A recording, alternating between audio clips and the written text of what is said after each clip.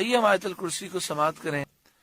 اللہ لا الہ الا ہو، اللہ ہے جس کے سوا کوئی معبود نہیں، وہی عبادت کے لائق ہے، اس کے سوا کوئی خدا نہیں، الہ نہیں، معبود نہیں۔ الحی القیوم، وہ آپ زندہ ہے،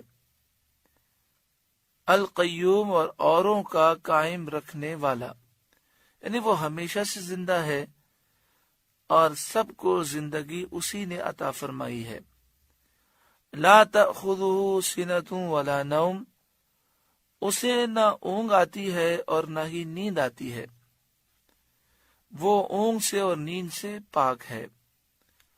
لہو ما فی السماوات، اسی کے لیے ہے جو کچھ آسمانوں میں ہے، وما فی الارض، اور جو کچھ زمین میں ہے۔ جو کچھ آسمانوں میں ہے اس کا بھی مالک اللہ ہے، اور ساری چیزیں، ساری مخلوق اللہ کی مملوک ہے، اور جو کچھ زمین میں ہے اس کا مالک بھی اللہ ہے۔ تو جو لوگ شرک کرتے ہیں وہ یا تو درختوں کی پوجا کرتے ہیں، یا دریاؤں کی پوجا کرتے ہیں، یا پہاڑوں کی پوجا کرتے ہیں، یا پتھروں کی پوجا کرتے ہیں۔ تو زمین میں جتنی چیزیں ہیں سب کا مالک اللہ ہے، تو مملوک کو خدا سمجھنا کتنی بڑی نادانی ہے۔ اور جو ستاروں کی پوجا کرتے ہیں، سورج کی، چاند کی، تو فرمایا آسمانوں میں جو کچھ بھی ہے اس کا بھی مالک اللہ ہے۔ تو جو خالق ہے اسے چھوڑ کر مملوک کی پوجا کرنا اور اسے خدا سمجھنا یقیناً یہ نادانی ہے۔ من ذا الذی یشفع عندہ الا باذنہ، اور کون ہے جو اس کے یہاں سفارش کرے اس کے حکم کے بغیر۔ اس میں مشرکین کا رد ہے جو کہتے تھے ہمارے بت شفاعت کریں گے، تو فرمایا گیا کہ یہ بتوں کو شفاعت کا اذن نہیں ہے۔ اللہ کے نیک بندے، انبیاء، اولیاء اور فرشتے شفاعت کریں گے، لیکن مومنوں کے لیے کریں گے، کافروں کے لیے کوئی شفاعت کل بروز قیامت نہ ہوگی۔ یعلم ما بین ایدیہم وما خلفہم، وہ جانتا ہے جو کچھ ان کے آگے ہے اور جو کچھ ان کے پیچھے ہے، یعنی دنیا اور آخرت کے سارے امور وہ جانتا ہے۔ جو پہلے ہوا، جو بعد میں ہوگا، وہی جانتا ہے حقیقی طور پر۔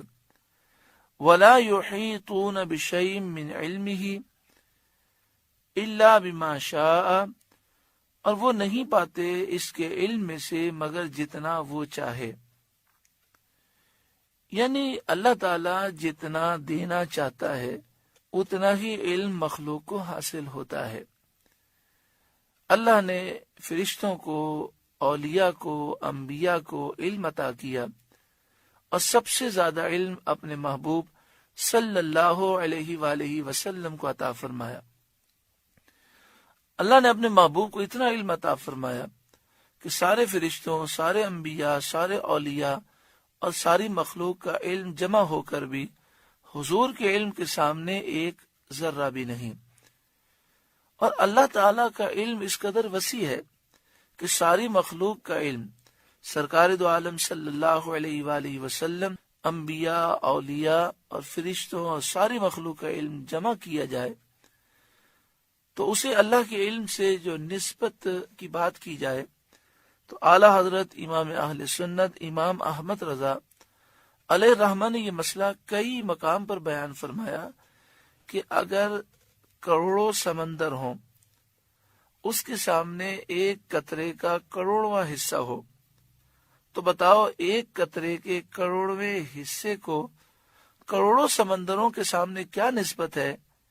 فرمایا جو بھی نسبت ہے مخلوق کے علم کو اللہ کے سامنے وہ نسبت بھی حاصل نہیں۔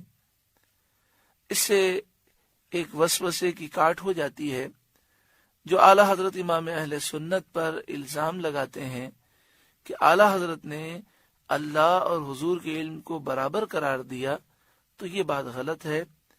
اعلی حضرت امام اہل سنت نے جگہ جگہ یہ مسئلہ بیان کیا کہ مخلوق کا علم، حضور کا علم کبھی بھی اللہ کے برابر نہیں ہو سکتا۔ دوسری بات یہ کہ اللہ کا علم ذاتی ہے اور حضور صلی اللہ علیہ وآلہ وسلم کا علم اللہ کی عطا سے ہے، لہذا کسی صورت میں برابری نہیں ہو سکتی۔ ایک مسئلہ یہ بھی یاد رکھیں کہ اعلیٰ حضرت امام اہل سنت نے بیان فرمایا کہ عالم الغیب کا لفظ صرف اللہ رب العالمین کے لیے ہی بولا جا سکتا ہے۔ عالم الغیب کا لفظ صرف اللہ رب العالمین کے لیے ہی بولا جا سکتا ہے۔ نبی اکرم صلی اللہ علیہ وآلہ وسلم کو عالم الغیب کہنا منع ہے، کیونکہ عالم الغیب کے معنی یہ ہوتے ہیں ذاتی طور پر غیب کو جاننے والا، اور ذاتی طور پر غیب کو جاننے والا اللہ رب العالمین ہے۔ ہاں، یہ کہنا چاہیے کہ اللہ نے اپنے محبوب کو اپنی عطا سے اولین اور آخرین کا بے حساب علم عطا فرمایا، کثیر علم عطا فرمایا۔ وسع کرسیہ السماوات والارض، اس کی کرسی میں آسمان و زمین سمائے ہوئے ہیں۔ کرسی سے کیا مراد ہے؟ ایک قول یہ ہے کہ کرسی سے مراد علم اور قدرت ہے، اس کے علم و قدرت میں آسمان و زمین سمائے ہوئے ہیں۔ ایک قول یہ ہے کہ کرسی سے مراد عرش ہے، تو اس کا ترجمہ، اس کا مفہوم یہ ہوگا کہ اس کے عرش میں آسمان و زمین سمائے ہوئے ہیں، اتنا وسیع عرش ہے۔ اور ایک قول یہ ہے کہ جو عرش کے نیچے اور ساتوں آسمان کے اوپر ہے وہ مراد ہے، وہ ایک کرسی ہے جو عرش کے نیچے ہے اور ساتوں آسمان کے اوپر ہے، جو زمین و آسمان سے بڑی ہے۔ ممکن ہے کہ یہ وہی ہو جو فلک البروج کے نام سے مشہور ہے۔ یہ بات یاد رکھیں کہ یہ عقیدہ رکھنا کہ اللہ تعالیٰ عرش پر بیٹھا ہے یا کرسی پر بیٹھا ہے، یہ عقیدہ صحیح نہیں ہے۔ اللہ تعالیٰ جگہ سے پاک ہے، سمت، ڈائریکشن، جہت سے پاک ہے، کھڑے ہونے سے، بیٹھنے سے، لیٹنے سے پاک ہے۔ اللہ تعالیٰ جسم سے پاک ہے۔ وَلَا يَئُودُهُ حِفْظُهُمَا، اور اسے ان کی نگہبانی بھاری نہیں۔ آسمان و زمین کی حفاظت اسے تھکاتی نہیں، آسمان و زمین کی حفاظت اس کے لیے کچھ مشکل نہیں۔ تو جب آیت الکرسی فرض نماز کے بعد پڑھیں اور یہاں پہنچیں وَلَا يَئُودُهُ حِفْظُهُمَا، تو اپنے دونوں ہاتھوں کی انگلیوں کو آپس میں ملا لیں اور ہلکا بنا لیں۔ سیدھے ہاتھ کی انگلیوں کو سیدھی آنکھ پہ رکھ لیں، الٹے ہاتھ کی انگلیوں کو الٹی آنکھ پر رکھ لیں اور 11 مرتبہ پڑھیں وَلَا يَئُودُهُ حِفْظُهُمَا۔ پوری آیت الکرسی تو ایک ہی دفعہ پڑھنی ہے، لیکن اس مقام پر پہنچ کر اسے 11 مرتبہ ریپیٹ کرنا ہے، وَلَا يَئُودُهُ حِفْظُهُمَا وَلَا يَئُودُهُ حِفْظُهُمَا۔ پھر جب 11 مرتبہ پڑھ لیں تو اپنی انگلیاں ہٹا دیں اور وَهُوَ الْعَلِيُّ الْعَظِيمُ پڑھ کر آیت الکرسی پوری کر لیں۔